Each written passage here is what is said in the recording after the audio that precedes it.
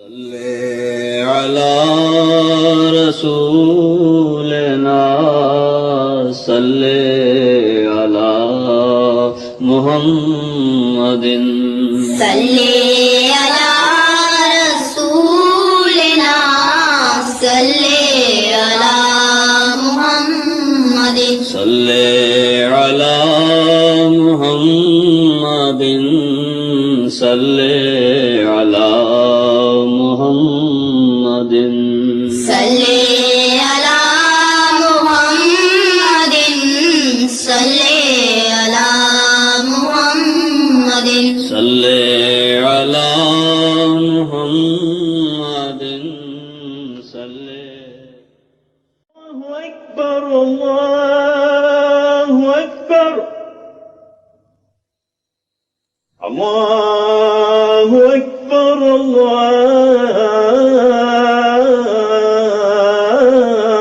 الله أكبر أشهد أن لا إله إلا الله أشهد أن لا إله إلا الله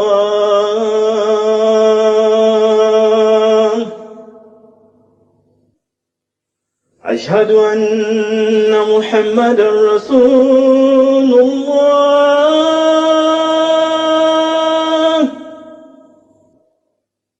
أشهد أن محمدا رسول الله حي على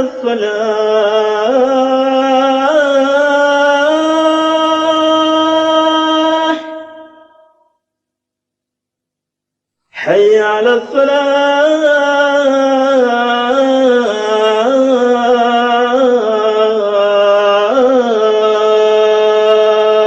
الفلاح حي على الفلاح حي على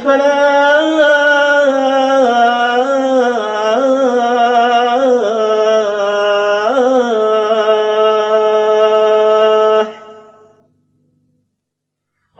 الله أكبر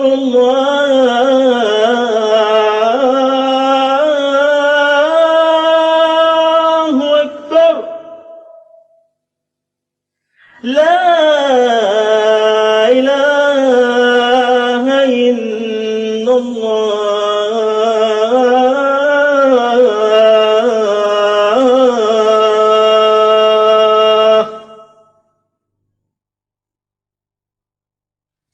أشهد أن لا إله إلا الله وحده لا شريك له وأشهد أن محمدا عبده ورسوله أما بعد فأعوذ بالله من الشيطان الرجيم بسم الله الرحمن الرحيم الحمد لله رب العالمين الرحمن الرحيم مالك يوم الدين إياك نعبد وإياك نستعين اهدنا الصراط المستقيم صراط الذين أنعمت عليهم غير المغضوب عليهم ولا الضالين. وضرب الله مثلا للذين آمنوا امرأة فرعون إذ قالت رب ابن لي عندك بيتا في الجنة ونجني من فرعون وعمله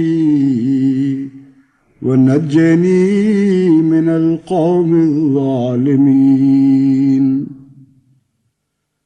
ومريم ابنة عمران التي أحصنت فرجها ومريم ابنة عمران التي أحصنت فرجها فنفخنا فيه من روحنا وصدقت بكلمات ربها وكتبه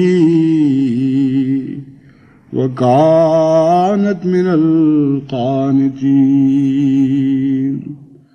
التحریم آیت 12 و 13.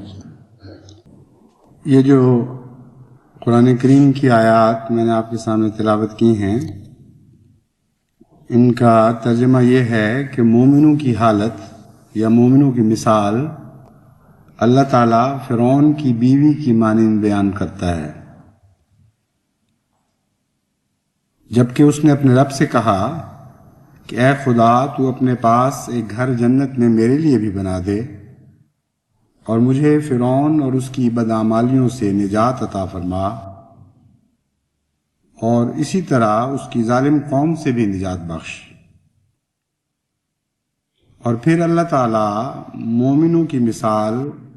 مریم کی سی بیان فرماتا ہے، جو عمران کی بیٹی تھی، جس نے اپنی ناموس کی حفاظت کی اور ہم نے اس میں اپنی روح پھونک دی، اور اس نے اس کلام کی جو اس کے رب نے اس پر نازل کیا تھا تصدیق کی، اور وہ اس کی کتابوں پر بھی ایمان لائی، اور اس نے فرما برداروں کا مقام حاصل کر لیا. یہ وہ آیت کریمہ ہے جس کو پاکستان کے مبینہ قرطاس ابیض کے مصنف نے یا مصنفین نے نظر انداز کر کے حضرت مسیح موعود علیہ السلام پر ایک عجیب اعتراض اٹھایا ہے. ویسے تو جتنے بھی اعتراضات ہیں وہ تمام تر قرآن کریم کی کسی نہ کسی آیت کریمہ یا کسی تعلیم کو نظر انداز کر کے اٹھائے گئے ہیں، لیکن یہ آیت کریمہ بطور خاص کھلے لفظوں میں وہ بات بیان کر رہی تھی جس کی لا علمی کے نتیجے میں یا عمدن جس سے آنکھیں بند کر کے اس اعتراض کو اٹھا کر حضرت مسیح موعود علیہ السلام پر تمسخر کیا گیا. چنانچہ ایک اعتراض یہ کیا گیا، اس کو عنوان ہے بعض دلچسپ اور عجیب و غریب تعویلات. مرزا صاحب اپنے مسیح ابن مریم ہونے کی عجیب و غریب تعویل کرتے ہیں، جس میں پہلے وہ اپنے آپ کو مریم تصور کرتے ہیں اور پھر حضرت عیسیٰ کی روح اپنے اندر پھونکے جانے کا ماجرا بیان کرتے ہیں. یہ جو رنگ اختیار کیا گیا ہے یہ اسی قسم کا تمسخر کا رنگ ہے جو ہمیشہ تمام انبیاء کے خلاف اختیار کیا جاتا رہا ہے، اور ان کے عام علماء اس میں اور بھی رنگ بھر کے چسکے لے لے کر اس بات کو اس طرح بیان کرتے ہیں کہ گویا نعوذ باللہ من ذالک حضرت مسیح موعود علیہ السلام عملاً فعلاً اس بات کے قائل تھے کہ آپ کو حمل ٹھہرا، آپ کے پیٹ میں ایک بچہ بنا، اور وہی بچہ گویا کہ وہ حضرت مسیح موعود علیہ السلام خود ہیں. اس رنگ میں تضحیک اور تمسخر کے طور پر یہ اعتراض کیا جاتا رہا ہے اور اب بھی کیا جاتا ہے. اسی کی طرف اشارہ کرتے ہوئے یہ عبارت رکھی گئی اس میں، اور باہر کی دنیا جو ان باتوں سے بے خبر ہے ان پر یہ تاثر ڈالنے کی کوشش کی گئی کہ ایک نعوذ باللہ من ذالک مخبوط الحواس انسان تھا، ایک ایسا شخص جس کا دماغی حالت کا نمونہ یہ ہے کہ خود ہی اپنے آپ کو مرد ہونے کے باوجود عورت بناتا ہے، اور وہ بھی مریم، اور پھر حمل ٹھہراتا ہے اور کہتا ہے کہ ایک بچہ پیدا ہو گیا۔ تو جس طرح دیوانے مخبوط الحواس لوگ اس قسم کی باتیں سوچا کرتے ہیں، اسی قسم کا ایک انسان ہے۔ اس پہ پہلی بات تو قابل غور یہ ہے، اگر اسی قسم کا انسان ہے تو پھر اس سے اسلام کو یا پاکستان کو خطرہ کیسے لاحق ہو گیا؟ ایسے ہزاروں لاکھوں دیوانے دنیا میں پھرتے ہیں، اور کبھی کسی معقول انسان نے یا کسی قوم نے ان کو اپنے لیے خطرہ تصور نہیں کیا۔ تو تمہارا جھوٹ تو اس سے ثابت ہو جاتا ہے کہ ایک طرف ایک دیوانے، ایک مرگی کے مریض، ایک مخبوط الحواس کے طور پر اس شخص کو پیش کر رہے ہو، اور دوسری طرف عنوان یہ لگا ہے کہ تمام اسلام، تمام عالم اسلام کے لیے ایک انتہائی سنگین خطرہ ہے۔ یہ بین ہی اسی قسم کی بات ہے جیسے حضرت اقدس محمد مصطفیٰ صلی اللہ علیہ وآلہ وسلم کو ایک طرف ظالم لوگ مجنون کہتے تھے، ساحر کہتے تھے، اور دوسری طرف تمام دنیا کے لیے خطرہ سمجھ رہے تھے، اور صرف 100 سال نہیں، سینکڑوں سال تک ایک خطرے کے طور پر آپ کو سمجھا گیا، اور اس خطرے کے مقابل پر اسی قسم کے جھوٹے فساد کھڑے کر کے اسلام کو دبانے کی کوشش کی گئی۔ تمام عیسائی لٹریچر اس فرضی خطرے کے اس گندے مقابلے سے بھرا پڑا ہے۔ فرضی خطرہ ان معنوں میں کہ انسانیت کے لیے وہ کوئی خطرہ نہیں تھے، فرضی خطرہ ان معنوں میں کہ ہر خوبی کے لیے حضرت اقدس محمد مصطفیٰ صلی اللہ علیہ وسلم کوئی خطرہ نہیں تھے، مگر حقیقتاً اگر خطرہ تھے تو ہر فساد کے لیے، ہر گندگی کے لیے، ہر جھوٹ اور ہر باطل کے لیے۔ تو ان معنوں میں تو یہ بات درست ہے کہ جھوٹ اور فساد اور باطل کے لیے ایک بہت بڑا خطرہ پیدا ہوا ہے، لیکن یہ نہیں لکھا گیا، لکھا یہ گیا ہے کہ ہر خوبی کے لیے یعنی اسلام کے لیے خطرہ ہے، اور یہ بالکل جھوٹ ہے اور بے معنی بات ہے۔ اور جیسا کہ میں نے بیان کیا ہے، یہ اعتراض خود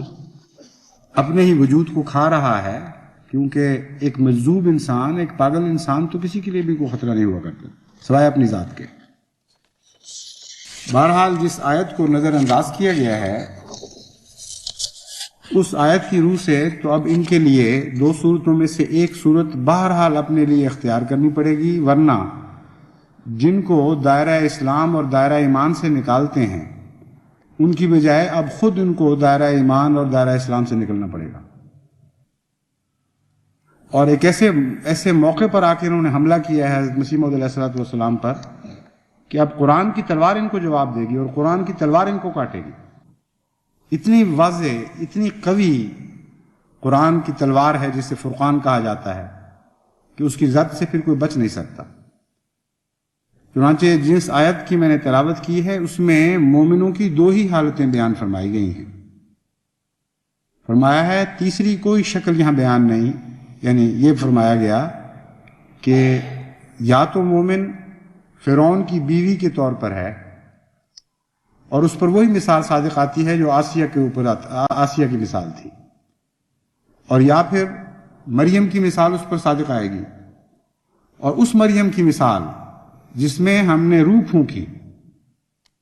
اور پھر اس سے مسیح ابن مریم پیدا ہوا، یعنی محض مریم کی مثال نہیں بلکہ ایک ایسی مریم کی مثال جس میں روح پھونکی گئی، وہ حاملہ ہوئی اور اس کے نتیجے میں ایک بچہ پیدا ہوا۔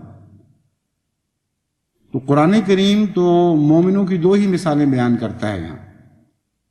تیسری کسی قسم کا ذکر نہیں کیا گیا۔ تو اگر آپ کو مریمی حالت پسند نہیں تو فرعون کی بیوی بن کے دکھائیے، پھر وہ کیسے بن کے دکھاتے ہیں،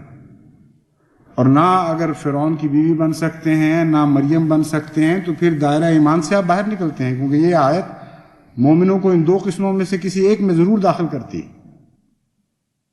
امر واقعہ یہ ہے کہ نہ ان کی قرآن پر نظر،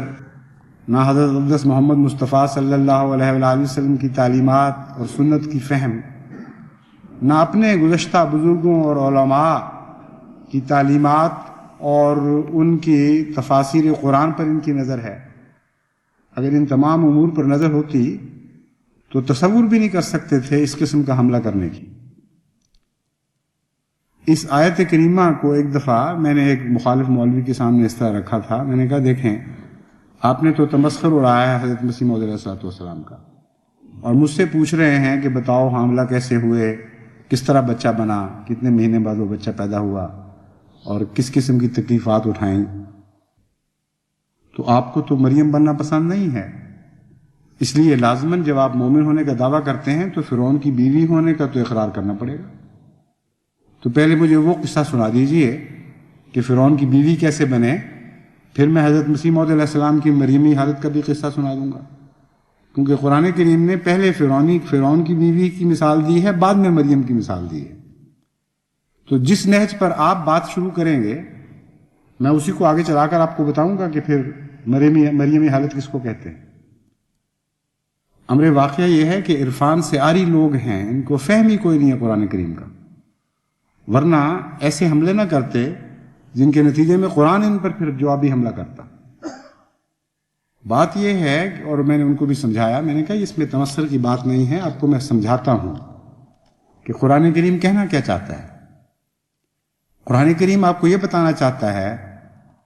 کہ مومن ادنا حالت کے بھی ہوتے ہیں اور اعلیٰ حالت کے بھی ہوتے ہیں، اور سب سے ادنا حالت کا مومن جسے قرآن قبول کرتا ہے اور جو آن حضرت صلی اللہ علیہ وآلہ وسلم کی طرف منسوب ہونے کا دعویٰ کرتا ہے، اس سے نیچے اس کی حالت متصور نہیں ہو سکتی. وہ فرعون کی بیوی جیسا مومن ہے.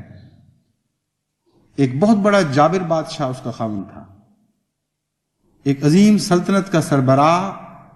اور اتنا مغرور اور اتنا متکبر کہ وہ آسمان کے خدا کو بھی چیلنج کیا کرتا تھا. وہ حامان سے کہا کرتا تھا کہ میرے لیے ایک عمارت تعمیر کرو تاکہ میں بلندیوں پر چڑھ کے دیکھوں تو صحیح وہ خدا ہے کون جس کی منہ سے باتیں کرتا ہے. ایسے متکبر اور جابر اور ظالم بادشاہ کے نیچے ایک کمزور عورت بطور بیوی کی تھی جس کا کوئی بھی بس اور اختیار نہیں تھا. لیکن قرآن فرماتا ہے کہ اس نے پھر بھی اپنے ایمان کی حفاظت کی اور پھر خدا کے حضور گریہ ازاری کرتی رہی اور دعائیں کرتی رہی اور دعاؤں سے طاقت حاصل کرتی رہی کہ اے اللہ تو بھی میرے ایمان کی حفاظت فرما اور اس جابر اور ظالم بادشاہ کو میرے ایمان پر فتح نصیب نہ ہونے دے. کتنی عظیم الشان مثال ہے. لیکن عرفان سے عاری، قرآن سے نابلد لوگوں کے لیے محض ایک تمسخر کی حیثیت رکھتی ہے. بہت عظیم الشان مثال ہے، مگر قرآن کریم فرماتا ہے کہ یہ عظیم الشان مثال میرے محمد کے غلاموں میں سے ادنا غلاموں پر صادق آتی ہے، ان کی اعلیٰ پر صادق نہیں آتی. جو سب سے کم درجہ رکھتے ہیں، جو سب سے کم مقام رکھتے ہیں امت محمدیہ میں، وہ اس شان کے لوگ ہیں کہ جو ظالم سے ظالم اور جابر سے جابر بادشاہ کے مقابل پر اپنے ایمان کو ہاتھ سے جانے نہیں دیتے. اور ان میں سے جو اعلیٰ درجہ کے لوگ ہیں، جو صاحب عرفان ہیں، جو اولیاء اللہ میں شمار ہوتے ہیں، ان کی مثال فرماتا ہے کہ ان کی حالت تو مریم کی سی ہوتی ہے. مریم وہ عورت تھی جس کے نزدیک کسی قسم کے شہوانی خیالات کبھی نہیں پھٹکے، جو کلیتاً ہر قسم کی شیطانی مس سے پاک تھی. اور اگرچہ بیاہ شادی کے بعد یہ تعلقات قدرتی اور طبیعی ہوتے ہیں اور انہیں شیطانی نہیں کہا جاتا، جو پاک باز لوگوں کے تعلقات ہیں ان کو شیطانی نہیں کہا جاتا، لیکن مریم کی حالت تو ایسی تھی کہ وہ اس حس سے ہی ناآشنا تھی، اس جذباتی انگیخت سے ہی ناآشنا تھی،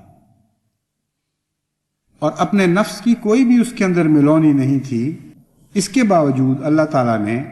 محض اپنی قدرت سے اسے ایک روحانی اور جسمانی فرزند عطا فرمایا. پس خدا تعالیٰ یہ بیان فرماتا ہے کہ میرے مومن بندے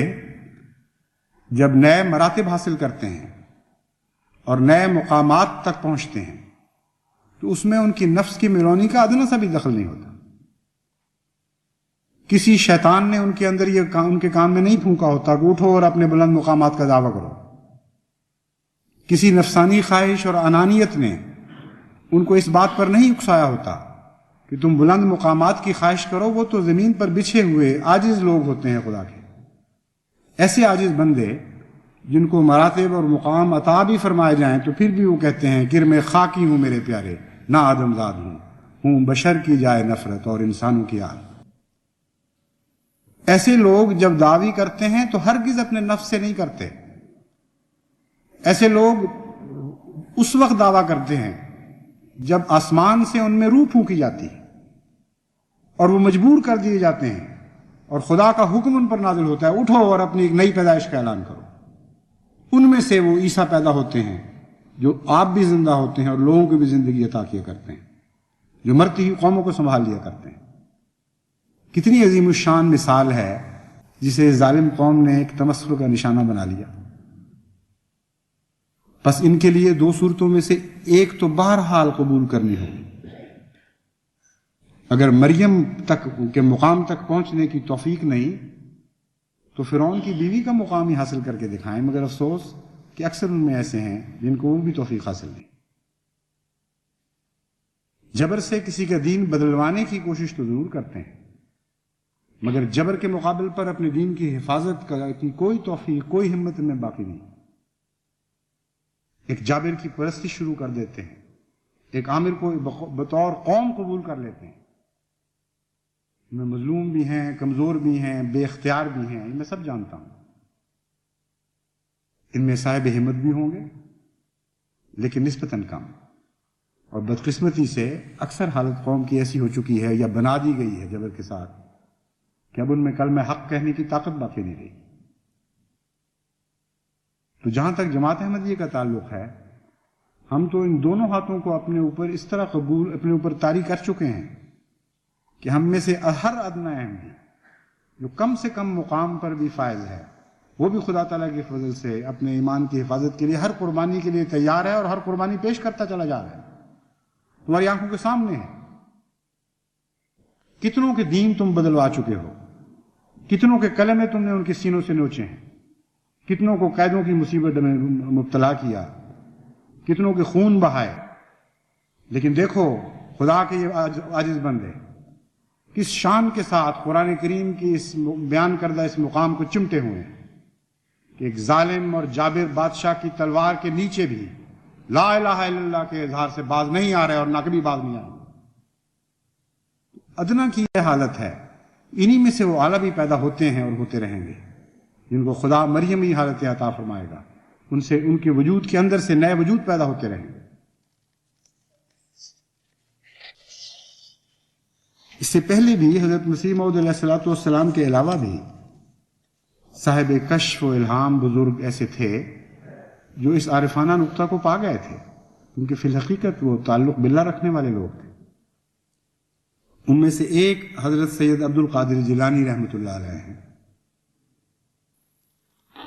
وہ اپنے مقالات میں سے 26ویں نمبر کے مقالے میں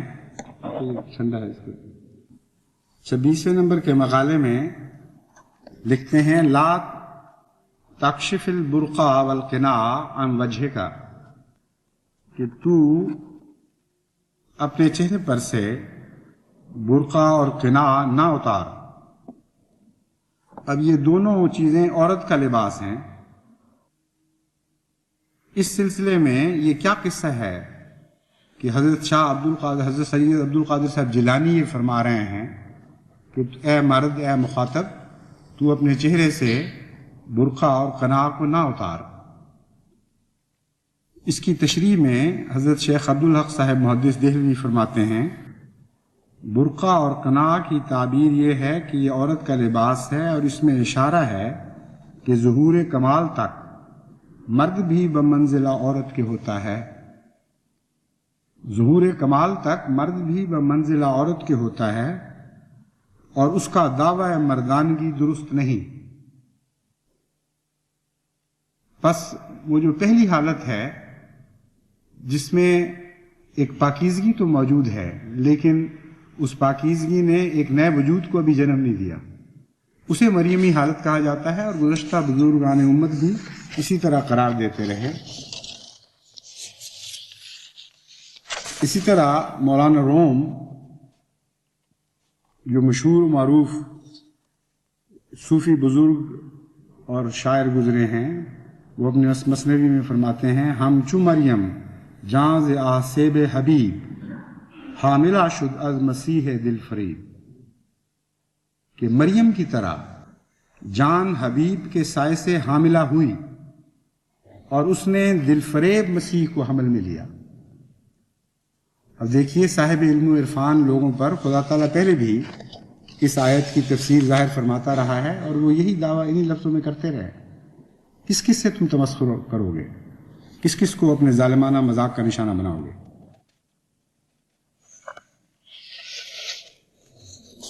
ایک دوسرا اعتراض حضرت جماعت احمدیہ پر یہ کیا گیا ہے کہ قیام پاکستان کے بعد قادیانیوں کی سب سے گھناؤنی سازش یہ تھی، اب یہ غور سے سن لیجئے، سب سے گھناؤنی سازش، کیونکہ باقی سب سازشیں جتنی بھی ہیں وہ اس سے ادنا درجے کی ہیں، اس کا حال جب آپ دیکھیں گے تو آپ کو اندازہ ہو جائے گا کہ باقی سازشوں کا کیا حال ہے۔ کہتے ہیں سب سے گھناؤنی سازش یہ تھی کہ اس نئی اسلامی مملکت کو ایک قادیانی حکومت میں تبدیل کر دیا جائے،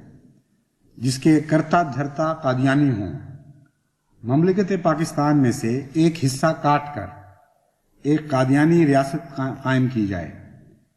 قیام پاکستان کے ایک سال ہی کے اندر قادیانیوں کے سربراہ نے 22 جولائی 1948 کو کوئٹے میں ایک تقریر کی، جو 13 اگست 1948 کے الفجر میں شائع ہوئی۔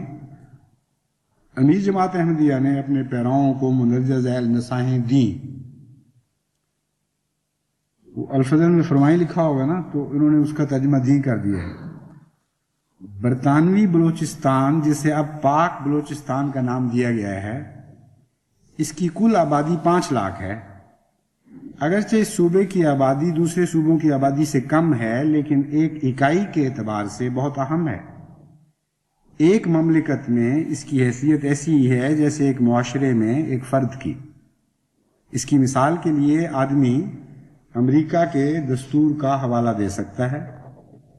امریکہ میں ہر ریاست کو سینٹ میں برابر نمائندگی ملتی ہے، چاہے کسی ریاست کی آبادی 10 ملین ہو یا 100 ملین۔ مختصر یہ کہ اگرچہ پاک بلوچستان کی آبادی صرف 5 لاکھ ہے، یا ریاستوں کی آبادی ملا کر 10 لاکھ سے زیادہ ہے، ایک یونٹ کے لحاظ سے اس کی اپنی اہمیت ہے۔ ایک بڑی آبادی کو احمدی بنانا مشکل ہے، لیکن ایک چھوٹی آبادی کو احمدی بنانا آسان ہے۔ اس لیے اگر قوم پوری طرح اس معاملے کی طرف توجہ دے تو اس صوبے کو تھوڑے ہی عرصے میں احمدیت کی طرف لایا جا سکتا ہے۔ یہ ہے وہ نہایت ہی خوفناک گھناؤنی سازش جو سب زیادہ سازشوں سے زیادہ خطرناک ہے، جس کے نتیجے میں اسلام اور اسلامی ممالک کو شدید خطرہ لاحق ہو گیا۔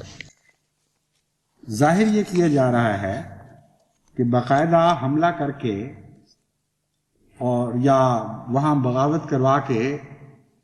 پاکستان کے ایک صوبے کو پاکستان سے کاٹ کے الگ کر دیا جائے گا، یہ اعلان کیا جا رہا ہے۔ اور بیوقوفی اتنی ہے کہ جو حوالہ پیش کر رہے ہیں اس حوالے سے ہی اس کا رد ثابت ہو رہا ہے۔ اشارتاً بھی وہاں یہ ذکر موجود نہیں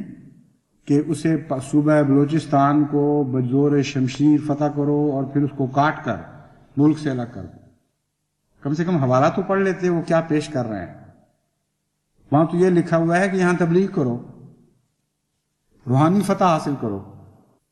اور جب تم فتح حاصل کر لو تب بھی پاکستان سے علیحدہ نہیں ہونا، بلکہ اس کی ایک اکائی کے طور پر ساتھ چمٹے رہو۔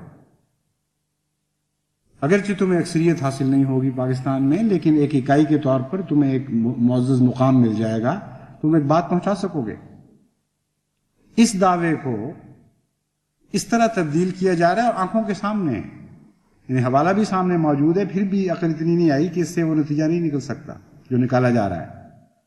کہ بزور شمشیر گویا کاٹ کر وطن سے الگ کر دینے کی سازش کی جا رہی تھی۔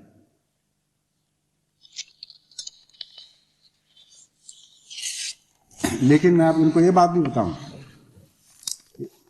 اس سے بہت بڑی بڑی سازشیں جماعت احمدیہ اگر یہ سازش ہے تو کر چکی ہے اور اعلان کر چکی ہے۔ جس طرح یہ سازش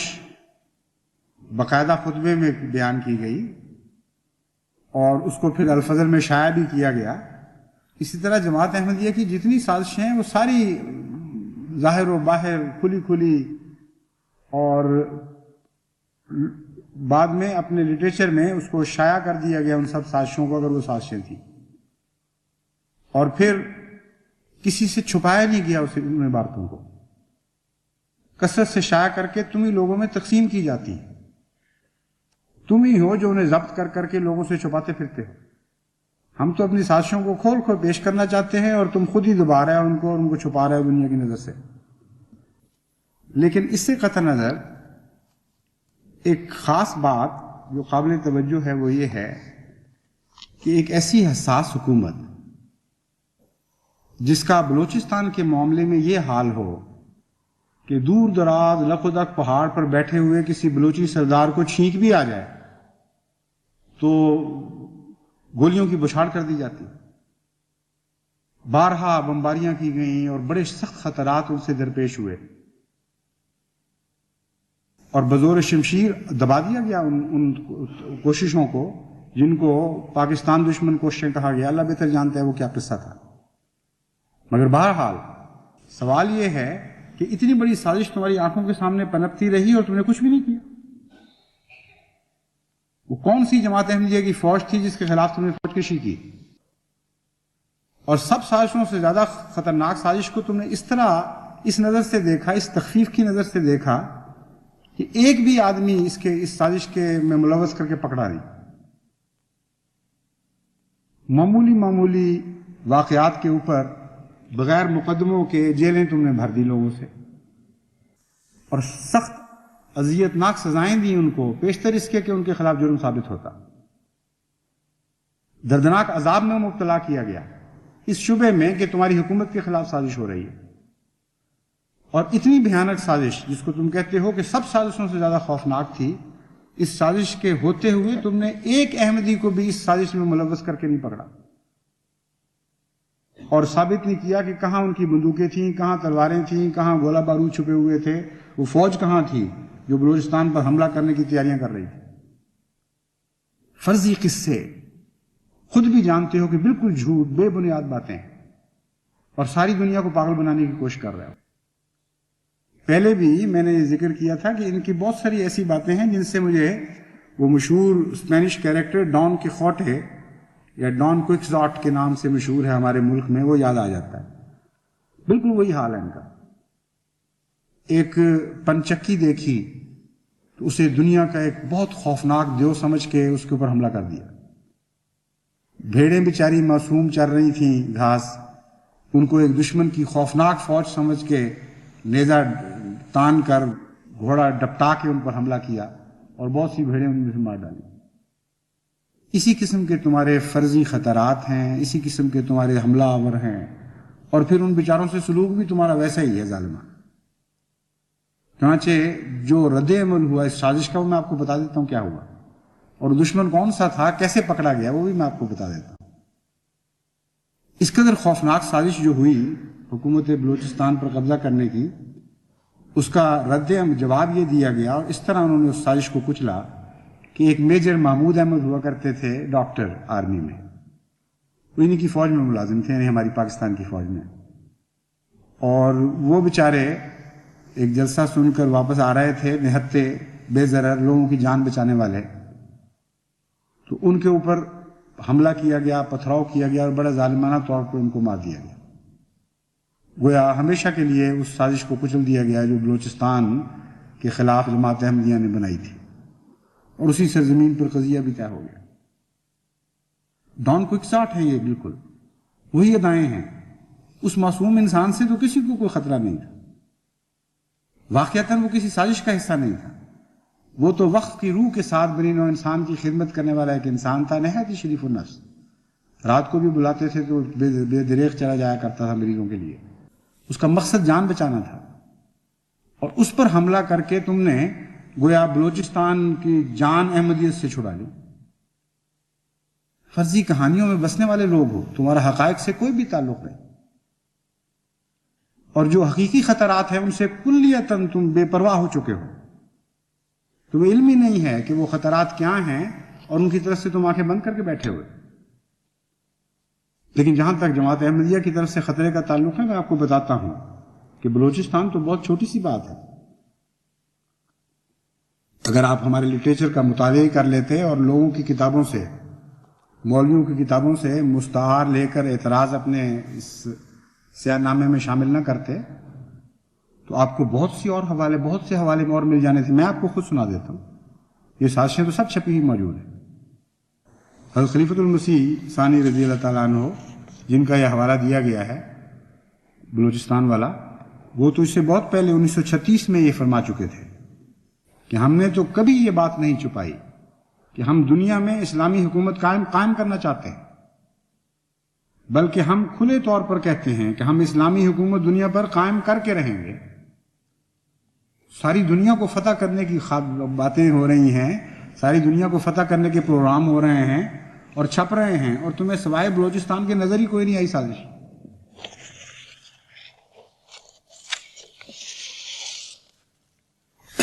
پھر فرماتے ہیں پس آرام سے مت بیٹھو. یہ 1937 کے الفجر میں شائع شدہ ہے، 8 جنوری میں. بس آرام سے مت بیٹھو کہ تمہاری منزل بہت دور ہے اور تمہارا کام بہت مشکل ہے اور تمہاری ذمہ داریاں بہت بھاری ہیں. آپ لوگوں کو خدا تعالیٰ کا حکم ہے کہ قرآن کی تلوار لے کر دنیا کی تمام حکومتوں پر ایک ہی وقت میں حملہ کر دیں، اور یا اس میدان میں جان دے دیں یا ان ملکوں کو خدا اور اس کے رسول کے لیے فتح کریں.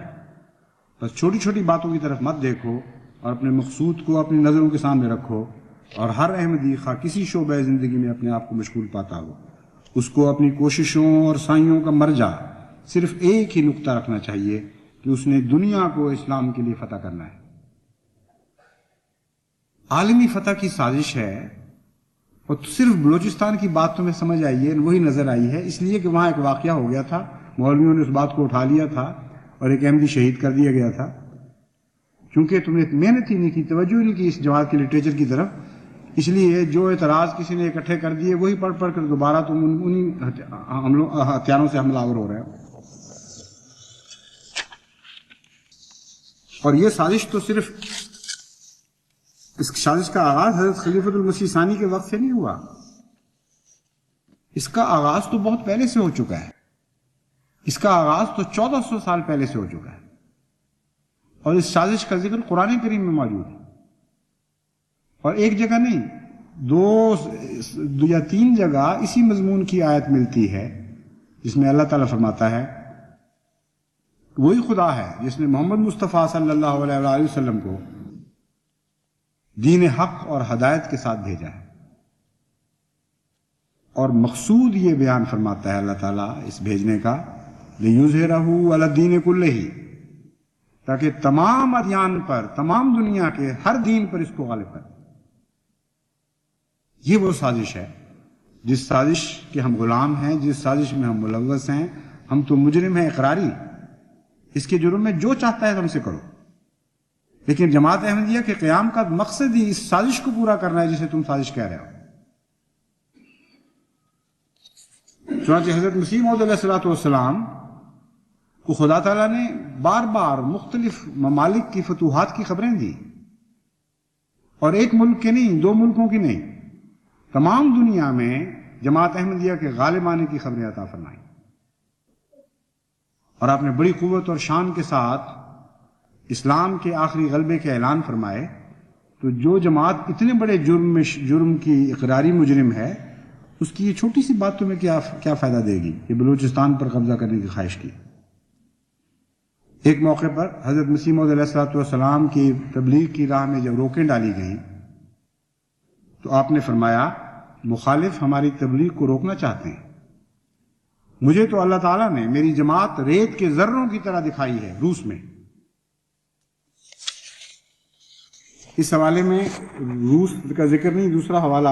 ہے جس نے فرمایا کہ خدا تعالیٰ نے مجھے خبر دی ہے کہ روس میں تمہاری جماعت کو ریت کے ذروں کی طرح پھیلا دوں گا. اب دیکھیے کہ روس کے لیے بھی جماعت احمدیہ اسی طرح خطرہ ہے. پھر آپ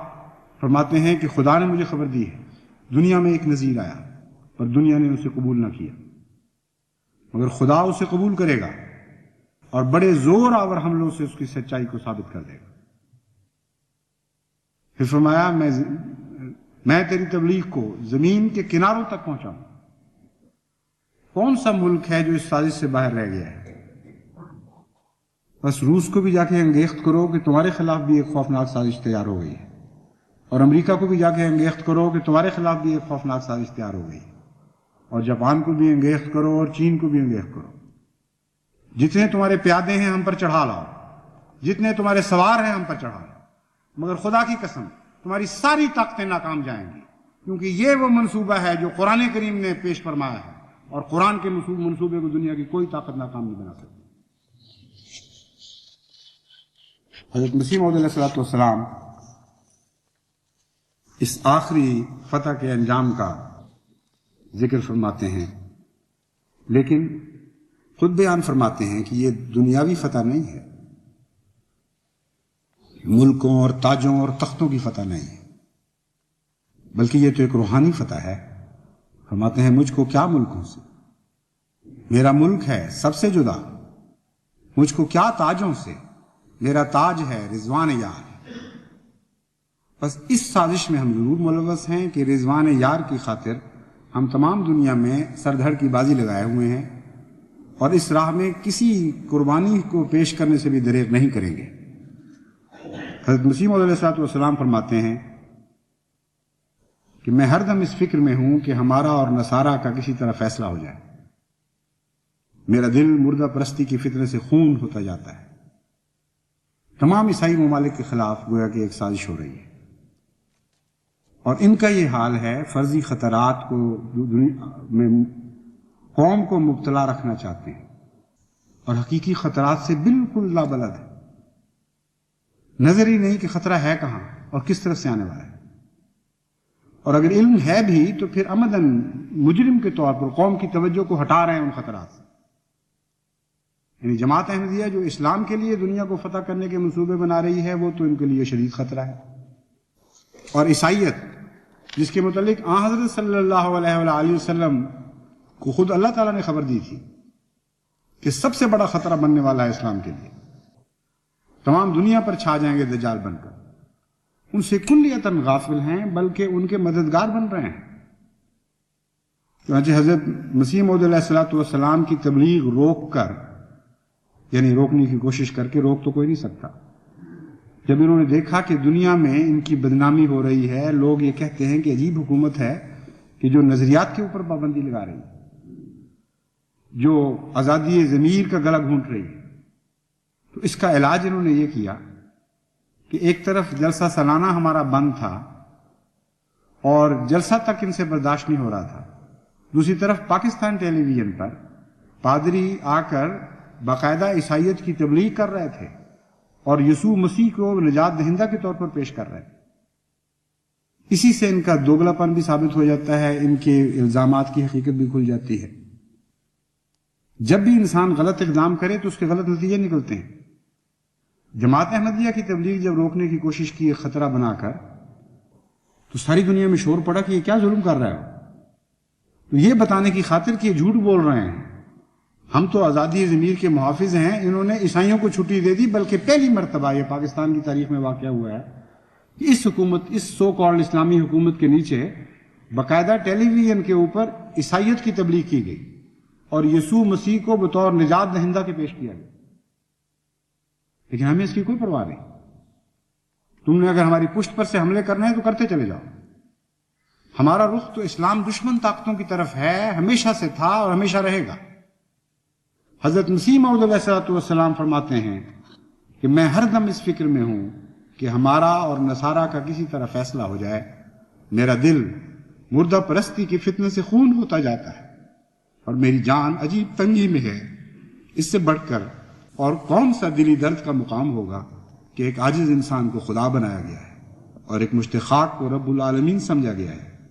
میں کبھی کا اس غم سے فنا ہو جاتا اگر میرا مولا اور میرا قادر توانا مجھے تسلی نہ دیتا کہ آخر توحید کی فتح ہے، غیر معبود ہلاک ہوں گے اور جھوٹے خدا اپنی خدائی کے وجود سے منقطع کیے جائیں گے، مریم کی معبودانہ زندگی پر موت آئے گی اور نیز اس کا بیٹا اب ضرور مرے گا، خدا قادر فرماتا ہے کہ اگر میں چاہوں تو مریم اور اس کے بیٹے عیسیٰ اور تمام زمین کے باشندوں کو ہلاک کروں. تو اب اس نے چاہا ہے کہ ان دونوں کی جھوٹی معبودانہ زندگی کو موت کا مزہ چکھا دے. تو اب دونوں مریں گے، کوئی ان کو بچا نہیں سکتا، اور وہ تمام خراب استعدادیں بھی مریں گی جو جھوٹے خداؤں کو قبول کر لیتی تھی. نئی زمین ہوگی اور نیا آسمان ہوگا. اب وہ دن نزدیک آتے ہیں کہ جو سچائی کا آفتاب مغرب کی طرف سے چڑھے گا اور یورپ کو سچے خدا کا پتہ لگے گا، اور بعد اس کے توبہ کا دروازہ بند ہوگا، کیونکہ داخل ہونے والے بڑے زور سے داخل ہو جائیں گے، اور وہی باقی رہ جائیں گے جن کے دل پر فطرت سے دروازے بند ہیں اور نور سے نہیں بلکہ تاریکی سے محبت رکھتے ہیں. قریب ہے کہ سب ملتیں ہلاک ہوں گی مگر اسلام، اور سب حربے ٹوٹ جائیں گے مگر اسلام کا آسمانی حربہ جو نہ ٹوٹے گا نہ کند ہوگا جب تک دجالیت کو پاش پاش نہ کر دے. یہ ہے وہ خطرناک عالمی منصوبہ جو حضرت مسیح موعود علیہ السلام نے قرآن کریم کی پیشگوئیوں کو ملحوظ رکھتے ہوئے، قرآن کریم کی تعلیم کو ملحوظ رکھتے ہوئے بنایا تھا، اور اس منصوبے پر عمل درآمد کرنے میں ہم مصروف ہیں. اس لیے بلاؤ اپنی مدد کے لیے ساری عیسائی طاقتوں کو، اور ان دہریہ طاقتوں کو بھی جن کے جھوٹے خدا کو پاش پاش کرنے کا عزم لے کر جماعت احمدیہ اٹھی ہے، یا جن کے جھوٹے خداؤں یعنی ان انسانوں کو کی تعلیمات کو پارا پارا کرنے کا عزم لے کر جماعت اٹھی ہے، جنہوں نے خدا کی تعلیموں کو رد کر کے نئی انسانی تعلیموں کو نجات دہندہ تعلیموں کے طور پر دنیا کے سامنے پیش کیا تھا.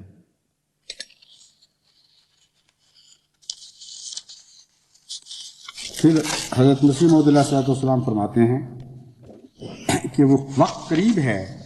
کہ خدا کی سچی توحید جس کو بیابانوں کے رہنے والے اور تمام تعلیموں سے غافل بھی اپنے اندر محسوس کرتے ہیں ملکوں میں پھیلے گی. اس دن نہ کوئی مصنوعی کفارہ باقی رہے گا اور نہ کوئی مصنوعی خدا، اور خدا کا ایک ہی ہاتھ کفر کی سب تدبیروں کو باطل کر دے گا، لیکن نہ کسی تلوار سے اور نہ کسی بندوق سے بلکہ مستعد روحوں کو روشنی عطا کرنے سے اور پاک دلوں پر ایک نور اتارنے سے. تب یہ باتیں جو میں کہتا ہوں سمجھ میں آئیں گی. بس یہ ہے جماعت احمدیہ کا عالمی فتح کا پروگرام اور منصوبہ جسے تم سازش کہہ رہے ہو. اور یہ پروگرام جماعت احمدیہ نے آج سے نہیں، تمہارے اپنے قول کے مطابق 90 سال سے زائد عرصہ سے شروع کر رکھا ہے. ایک ملک میں نہیں، دنیا کے ہر ملک میں شروع کر رکھا ہے. اور یہ وہ پروگرام ہے جس کے بیج قرآن کریم میں بویا گیا تھا. بلکہ یہ وہ پروگرام ہے جب انسانی پیدائش بلکہ کائنات کی پیدائش سے پہلے ہی جب حضرت محمد مصطفیٰ صلی اللہ علیہ وآلہ وسلم کی تخلیق کا فیصلہ فرمایا گیا، اس وقت ساتھ ہی یہ پروگرام بھی منصہ شہود پر ابھر آیا تھا. یہ ممکن ہی نہیں کہ محمد مصطفیٰ کی تخلیق کا سوال پیدا ہو اور کائنات کی فتح کا منصوبہ ساتھ ہی تعمیر نہ کیا جائے. یہ دو باتیں الگ الگ ہو ہی نہیں سکتی. پس قرآن کریم نے جب یہ وعدہ فرمایا کہ محمد مصطفیٰ صلی اللہ علیہ وآلہ وسلم کو میں نے اس لیے مبعوث فرمایا ہے، یعنی خدا نے اس لیے مبعوث فرمایا ہے کہ تمام دنیا کے دینوں پر اس کے دین کو یا اس کو غالب کر دے، تو یہ منصوبہ تو بن چکا ہے، اور ہم اسی منصوبے کو پورا کرنے میں اپنے سر دھڑ کی بازی لگائے ہوئے ہیں. تمہیں توفیق نہیں مل رہی اس منصوبے کے لیے کوئی کام کرو. تمہیں یہ توفیق نصیب نہیں ہو رہی کہ اسلام کے غلبے کے لیے ہماری طرح قربانیاں دو، اپنی جان مال عزتیں پیش کرو، زندگیاں وقف کرو، اور غور و خوض کر کے دیگر مذاہب پر اور اسلام پر نئے نئے نکات لے کے آؤ، نئے دلائل پیش کرو، نئی براہین سے دنیا کا مقابلہ کرو، ان کو فتح کرو. ان باتوں سے تمہاری بیٹھے ہوئے، تمہارے دامن میں کچھ بھی نہیں سوائے گالیوں کے، سوائے جبر کے، سوائے تشدد کی تلوار کے. بس ہم تو اپنے آپ کو بہت ہی اعلیٰ اور عمدہ حالت پر پاتے ہیں. ہم تو اس نقشے کے اندر اپنے وجود کو لکھا ہوا پاتے ہیں، اپنے نقوش کو مرتسم پاتے ہیں اس نقشے میں، جو نقشہ قرآن کریم میں بنایا گیا ہے. ہم سے زیادہ خوش نصیب اور کون سی قوم ہو سکتی ہے؟ اور تم خود ان نقوش کو ابھار رہے ہو اور تمام دنیا پہ یہ اعلان کر رہے ہو کہ وہ جماعت ہے جس نے تمام دنیا کی فتح کا منصوبہ بنایا، اور وہ محمد مصطفیٰ صلی اللہ علیہ وسلم کے سوا اور کوئی جماعت ہو ہی نہیں سکتی، آپ کی جماعت کے سوا کوئی اور جماعت ہو ہی نہیں سکتی۔ بس ہم تو راضی ہیں اس تقسیم پر، جو تمہارا دل چاہتا ہے کرو، جو زور لگتا ہے لگاؤ، جتنی طاقتیں سمیٹ سکتے ہو سمیٹ لو، ساری دنیا میں احمدیت کے خلاف پروپیگنڈا کرو کہ تم سب کے لیے خطرہ ہے، مگر ہم اس منصوبے پر عمل درآمد کرنے سے باز نہیں آئیں گے۔ ہمارا ایک قدم بھی تمہارے خوف سے پیچھے نہیں ہٹے گا، تمہارے بڑوں کے، تمہارے اگلوں اور پچھلوں کے خوف سے ایک قدم بھی ہمارا پیچھے ہٹنے والا نہیں، کیونکہ ہم محمد مصطفیٰ صلی اللہ علیہ وسلم کے غلام ہیں، اور آپ ہی کو اپنے آقا اور اپنے مولا کے طور پر ہم نے پکڑا ہوا ہے۔ آپ کے دامن کو ہم نے نہیں چھوڑنا۔ آپ کے غلام پیچھے ہٹنے والے غلام نہیں تھے، آپ کے غلاموں کی فطرت کا خمیر اس مٹی سے نہیں اٹھایا گیا جس مٹی میں بزدلی پائی جاتی ہے۔ بس ہم تو اللہ تعالیٰ کے فضل کے ساتھ اس میدان میں لازماً آگے بڑھیں گے، ہر میدان میں آگے بڑھتے چلے جائیں گے، ہر جہت میں آگے بڑھتے چلے جائیں گے، اور ہم اور ہمارے آنے والی، ہمارے بوڑھے اور ہمارے بچے نہیں چین لیں گے جب تک محمد مصطفیٰ صلی اللہ علیہ وآلہ وسلم کا تاج ظالموں کے چہروں سے نوچ کر، ظالموں کے سروں سے نوچ کر واپس حضرت محمد مصطفیٰ صلی اللہ علیہ وآلہ وسلم کے حضور پیش نہیں کر دیں گے۔ وہی ہمارے لیے طمانیت کا وقت ہے، وہی ہمارے چین اور آرام جاں ہے، اسی کی خاطر ہم جیتے ہیں، اسی کی خاطر ہم مرتے رہیں گے۔ اللہ ہمیں توفیق عطا فرمائے کہ جلد از جلد اسلام کا جھنڈا تمام دنیا کی بڑی سے بڑی سلطنتوں کے بڑے سے بڑے ایوانوں پر لہرایا جائے، ایک ہی جھنڈا ہو، اور ہمارے آقا و مولا حضرت محمد مصطفیٰ صلی اللہ علیہ وآلہ وسلم کا جھنڈا ہو، ایک ہی اعلان ہو، اور نعرہ ہے تکبیر کا اعلان ہو، کوئی خدا نہیں سوائے اس خدا کے جو ایک خدا ہے، اور کوئی اور رسول باقی نہیں رہا مگر محمد مصطفیٰ صلی اللہ علیہ وسلم جو اس کا آخری صاحب شریعت اور صاحب حق رسول ہے۔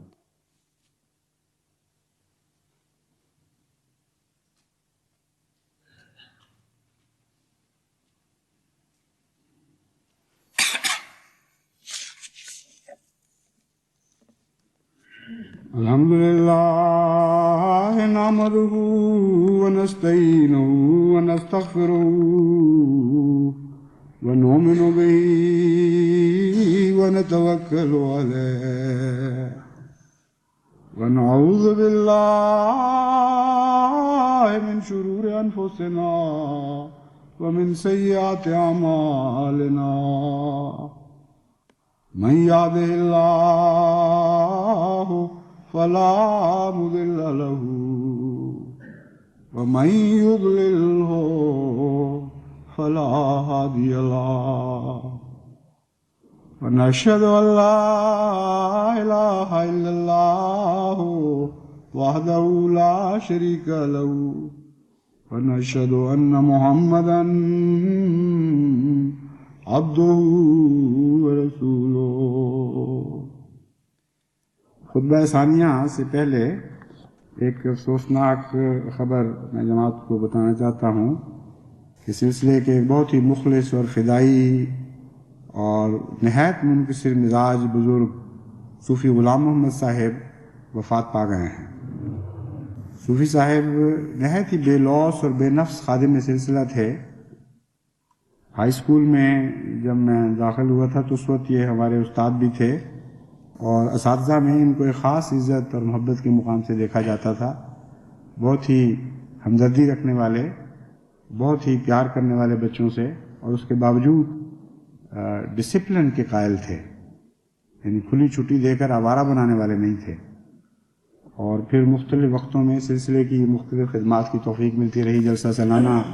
لنگر ان دنوں میں وہاں لگا کرتا تھا مسجد نور میں، اس میں بھی بڑی خدمات سر انجام دیتے رہے۔ عاجزی اور انکساری اور وفا، یہ تو ان کی گھٹی میں تھا، گھٹی میں تھیں باتیں، اور ہر حال میں حکم کے بندے، اطاعت شعار، کلیتاً بے نفس انسان۔ بہت ہی میں نے ان کو قریب سے مختلف وقتوں میں ان کے ساتھ ماتحت کام کر کے بھی اور اوپر کام کر کے بھی دیکھا ہے۔ بہت ہی ایک پیارا وجود تھا جو ہم سے رخصت ہوا ہے، اور غالباً 85 سال کی عمر ہوگی ان کی یا اس سے زائد، اور آخری سانس تک خدمت ہی کرتے رہے ہیں۔ ایک دن بھی چھٹی نہیں لی. غالباً ان کی دعا اور خواہش بھی یہی ہوگی کہ کام کرتے کرتے گزروں. چنانچہ اسی حالت میں، یہ کام کی حالت میں ہی رخصت ہوئے ہیں. تو حضرت مسیح موعود علیہ السلام کے صحابی کی حیثیت سے بھی اور سلسلے کے پرانے خادم کی حیثیت سے بھی، اس وقت کام کرنے والے ناظر اعلیٰ ثانی کی حیثیت سے بھی جماعت پر ان کے بہت سے حقوق عائد ہوتے ہیں. اس لیے نماز جنازہ غائب ہوگی ان کی ابھی جمعے کے بعد، اس میں بھی دعا میں یاد رکھیں، اور بعد میں بھی جب توفیق ملے دعا خاص کا، اس میں بھی صوفی صاحب کی مغفرت کے لیے اور ان کی اولاد کے لیے ہمیشہ دعا کرتے رہیں کہ اللہ تعالیٰ ان کو بھی نیکیوں پر قائم رکھے. عباد اللہ رحمکم اللہ، ان اللہ یامر بالعدل والاحسان وایتاء ذی القربى وینہی عن الفحشاء والمنکر والبغی یعظکم لعلکم تذکرون. اذکروا اللہ یذکرکم وادعوہ یستجب لکم ولذکر اللہ اکبر.